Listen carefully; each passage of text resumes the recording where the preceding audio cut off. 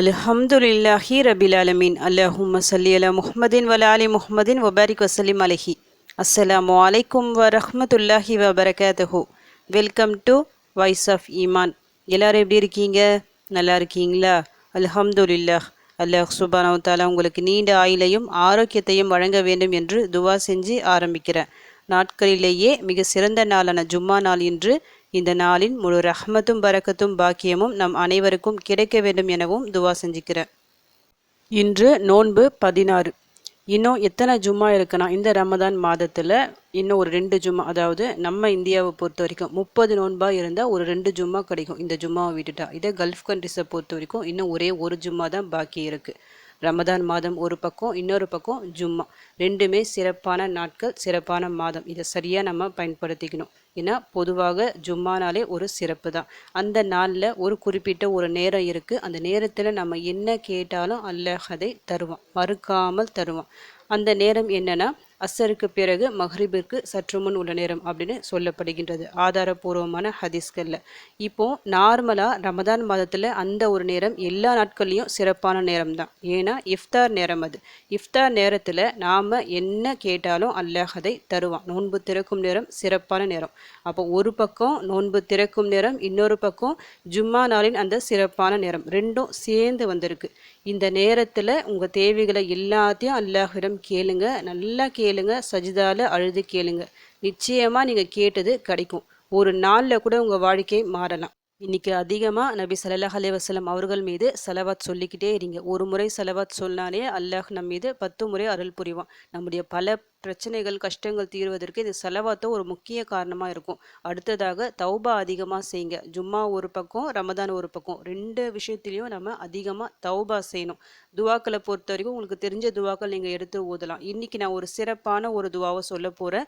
இந்த துவாவை பற்றி ஹதீஸ் என்ன வந்திருக்குன்னா, நபி ஸல்லல்லாஹு அலைஹி வஸல்லம் அவங்க சொல்கிறாங்க, எனது உயிர் எவன் கைவசம் இருக்கிறதோ அவன் மீது சத்தியமாக எதை கொண்டு பிரார்த்தித்தால் ஏற்றுக்கொள்ளப்படுமோ, எதை கொண்டு கேட்டால் கொடுக்கப்படுமோ, அந்த மகத்தான அல்லாஹ்வின் பெயரை கொண்டு அவனிடம் கேட்டுவிட்டார் என நபி அவர்கள் கூறியிருக்கிறாங்க. சத்தியம் பண்ணி சொல்லியிருக்கிறாங்க.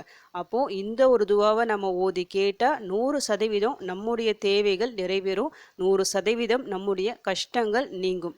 சிறப்பான மாதம், சிறப்பான நாள், சிறப்பான நேரம் மற்றும் சிறப்பான துவா, இந்த 4ம் சேர்ந்து வந்திருக்கு. இந்த ஒரு துவாவை விட்டுறாதீங்க.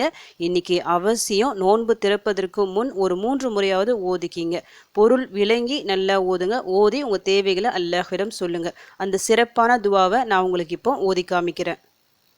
அல்லாஹும்ம இன்னி அஸ்அலுக பி அன்னி அஷ்ஹது அன்னக அந்தல்லாஹு லா இலாஹ இல்லா அந்தல் அஹது சமது அல்லதி லம் யலித் வலம் யூலத் வலம் யகுல்லஹு குஃபுவன் அஹத்.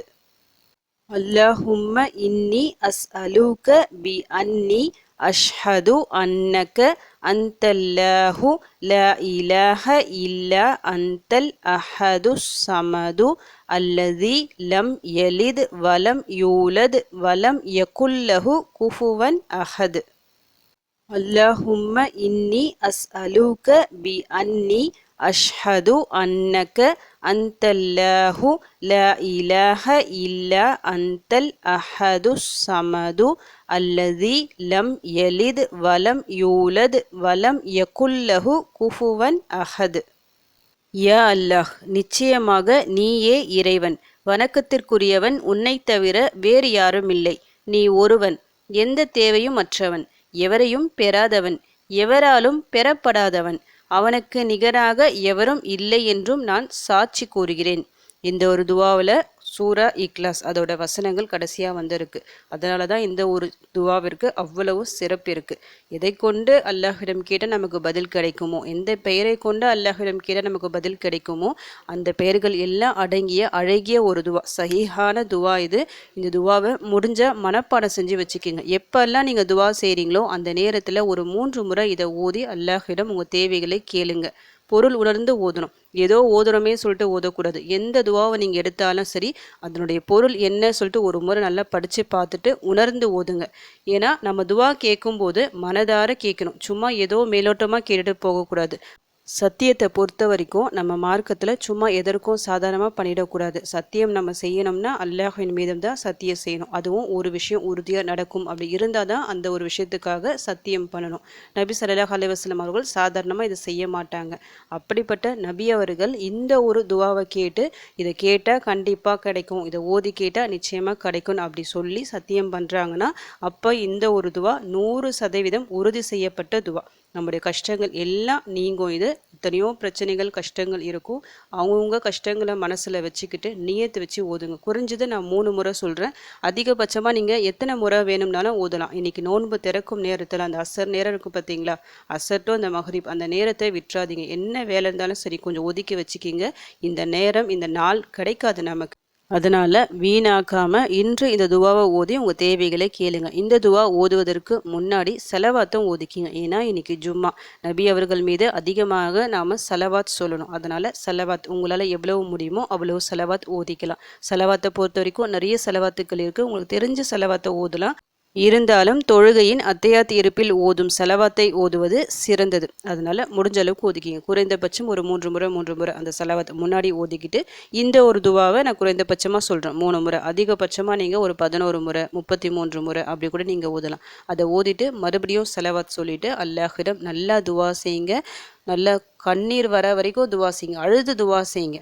உங்கள் கஷ்டங்களை பிரச்சனைகளை மனதார சொல்லி துவா செய்யுங்க. ஏன்னா நம்முடைய கஷ்டங்களை தீர்க்கக்கூடியவன் அவன் மட்டும்தான். அவன்கிட்ட நம்ம கையேந்தி விட்டால் போதும், நிச்சயமாக அவன் நம்முடைய கஷ்டங்களை நீக்குவான். வெறும் கையோடு அவன் திருப்பி அனுப்பவே மாட்டான். இது 100% உறுதி செய்யப்பட்ட ஒரு துவா வேற. அதனால் இந்த துவாவை கொண்டு அல்லாஹ்விடம் உதவி தேடுங்க.